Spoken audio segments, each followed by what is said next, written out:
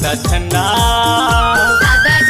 लहरावत है गगन माँ हो, सादा झंडा लहरावत है गगन माँ हो। पवन माँ बाबा पवन माँ हो, पवन माँ गुरु पवन माँ हो, सादा झंडा लहरावत है गगन माँ हो, सादा झंडा लहरावत है गगन माँ हो।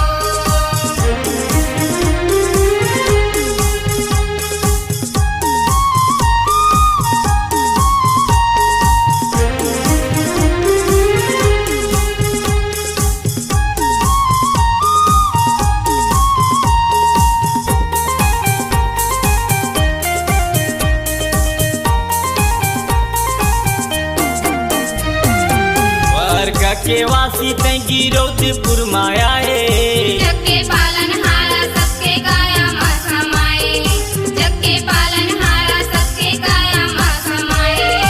बोली बोले ऐसे जैसे अमृत धारा, कहीं हवन बाबा यहाँ सबके सहारा, कहीं हवन बाबा यहाँ सबके सहारा। ए मन माँ बाबा ए मन माँ हो, ए मन माँ गुरु ए मन माँ हो, सादा झंडा लहरावत है गगन माँ हो, सादा झंडा लहरावत है गगन माँ हो।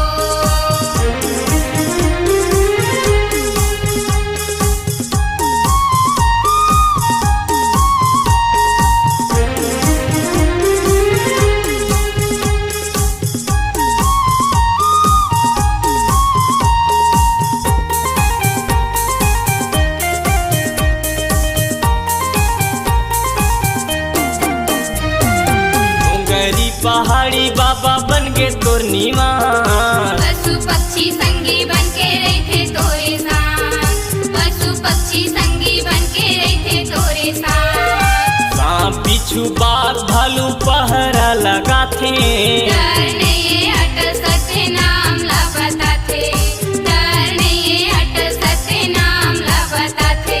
ओ मन माँ बाबा ओ मन माँ हो, ओ मन माँ गुरु ओ मन माँ हो, सादा झंडा लहरावत है गगन माँ हो, सादा झंडा लहरावत है गगन माँ हो।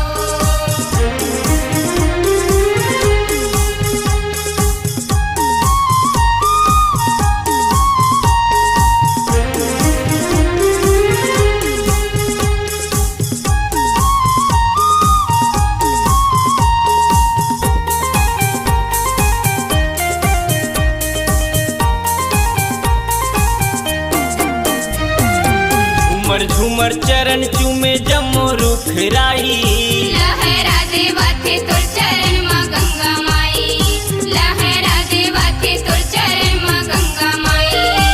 आए हमें लाखों संत दर्शन करेला, आए तैहा बाबा सबके झोली ला भरेला, आए तैहा बाबा सबके झोली ला भरेला।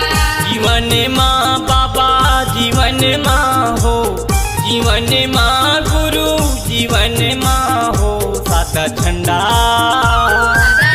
लहरावत है गगन माँ हो, सादा झंडा लहरावत है गगन माँ हो। पवन माँ